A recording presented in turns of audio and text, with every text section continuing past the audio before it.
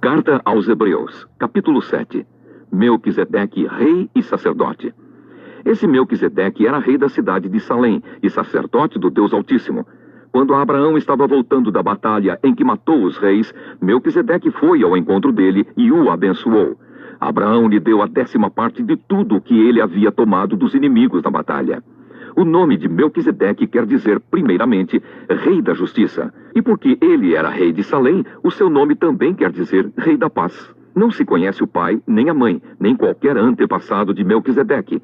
E também não se sabe nada sobre o seu nascimento ou sobre a sua morte. Por ser como o filho de Deus, ele continua sacerdote para sempre. Vejam como Melquisedeque era grande.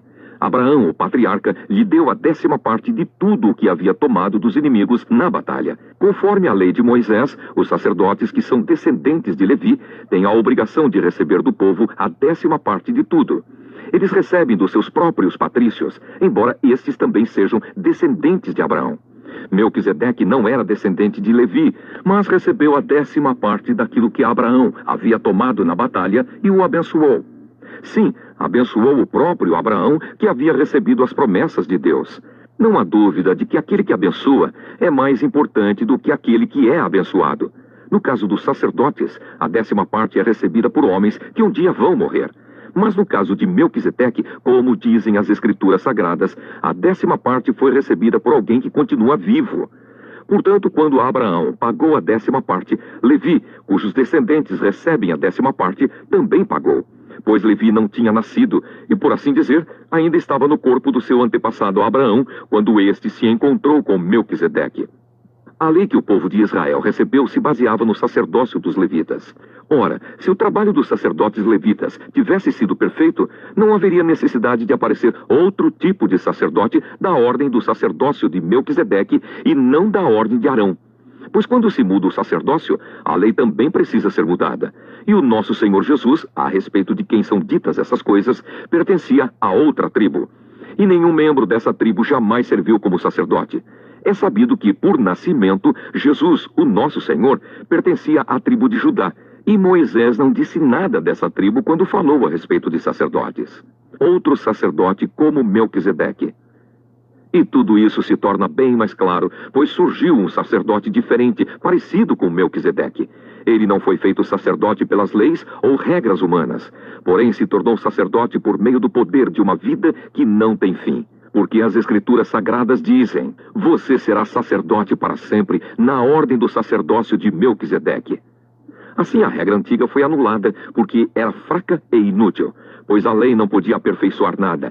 Mas agora Deus nos deu uma esperança melhor, por meio da qual chegamos perto dele. Além disso, há o juramento de Deus. Não houve juramento quando os outros se tornaram sacerdotes. Porém, houve juramento quando Jesus se tornou sacerdote, pois Deus lhe disse: o Senhor jurou e não voltará atrás. Ele disse: você será sacerdote para sempre. Portanto, essa diferença também faz com que Jesus seja a garantia de uma aliança melhor. Há ainda outra diferença. Os outros sacerdotes foram muitos porque morriam e não podiam continuar o seu trabalho. Mas Jesus vive para sempre e o seu sacerdócio não passa para ninguém. E por isso ele pode, hoje e sempre, salvar as pessoas que vão a Deus por meio dele. Porque Jesus vive para sempre a fim de pedir a Deus em favor delas. Por isso Jesus é o grande sacerdote de que necessitamos. Ele é perfeito e não tem nenhum pecado ou falha. Ele foi separado dos pecadores e elevado acima dos céus. Ele não é como os outros grandes sacerdotes. Não precisa oferecer sacrifícios todos os dias, primeiro pelos seus próprios pecados e depois pelos pecados do povo. Ele ofereceu um sacrifício uma vez por todas, quando se ofereceu a si mesmo. A lei de Moisés escolheu homens que são imperfeitos para serem grandes sacerdotes, mas pela promessa feita com juramento, a qual veio depois da lei de Moisés, Deus escolhe o Filho que se tornou perfeito para sempre.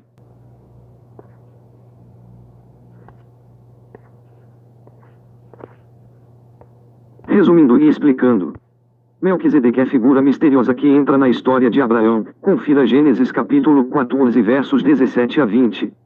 E o Salmo 110 verso 4 fala de um sacerdócio misterioso segundo a ordem sacerdotal de Melquisedeque.